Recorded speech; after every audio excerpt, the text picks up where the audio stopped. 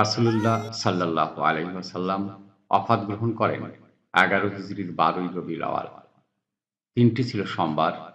হযরত আয়েশা রাদিয়াল্লাহু তাআলা আনহুর ঘরে। তাঁর মৃত্যুতে গোটা মদিনা শোকস্তব্ধ হয়ে যায়।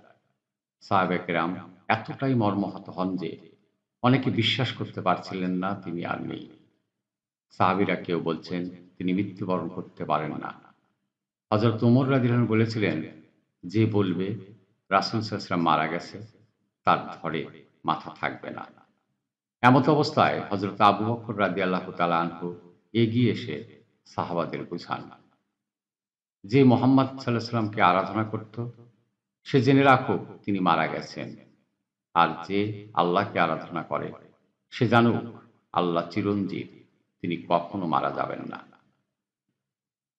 গোসল ও কাফনের আয়োজনে যে সাহাবীরা ছিলেন তারা হলো হযরত আলী রাদিয়াল্লাহু তাআলা আনহু, হযরত আব্বাস রাদিয়াল্লাহু তাআলা আনহু, হযরত ফজল ইবনে আব্বাস রাদিয়াল্লাহু তাআলা আনহু, উসামা ইবনে যায়েদ রাদিয়াল্লাহু তাআলা আনহু এবং শাকরান, নবীজির মুক্তকৃত দাস।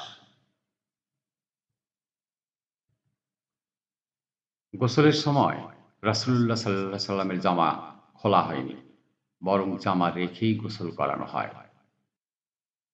৩ টুকরো সাদা ইয়ামানি কাপড়ে রাসূল সাল্লাল্লাহু আলাইহি ওয়াসাল্লামকে দাফন দেওয়া হয়। এর মধ্যে কোনো কুর্তা বা পাগড়ি ছিল না। জানাজার নামাজের আয়োজনের পদ্ধতি ছিল ব্যতিক্রম। রাসূল সাল্লাল্লাহু আলাইহি ওয়াসাল্লামের জানাজার নামাজ সাধারণ মুসলিমদের মতো জামাতে হয়নি, বরং মুসলিমরা দল বেঁধে পুরুষ, নারী, শিশু একে একে প্রবেশ করে নবীজির রওজা শরীফের সামনে দাঁড়িয়ে একা একা জানাজার নামাজ পড়েছেন। প্রত্যেকেই ৪ তাকবীর দিয়ে দোয়া করেছেন, যেমনটি সাধারণ জানাজায় করা হয়। কেউই ইমামতি করেননি।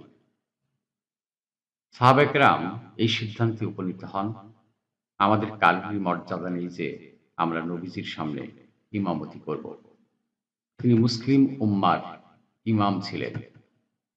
পুরুষ সাহাবাগণ প্রথমে জানাজা পড়েন। তারা বেছে বেছে দলে দলে এসে নামাজ আদায় করেন। এরপর মহিলা সাহাবিয়াগণ প্রবেশ করে জানাজা পড়েন। পরে শিশু ও কিশোররা জানাজা পড়েন।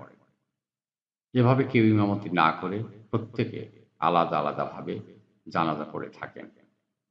রাসূল সাল্লাল্লাহু আলাইহি ওয়াসাল্লামকে দাফন করা হয় তার বাসা তথা হযরত আয়েশা রাদিয়াল্লাহু তাআলা আনহুর কক্ষে।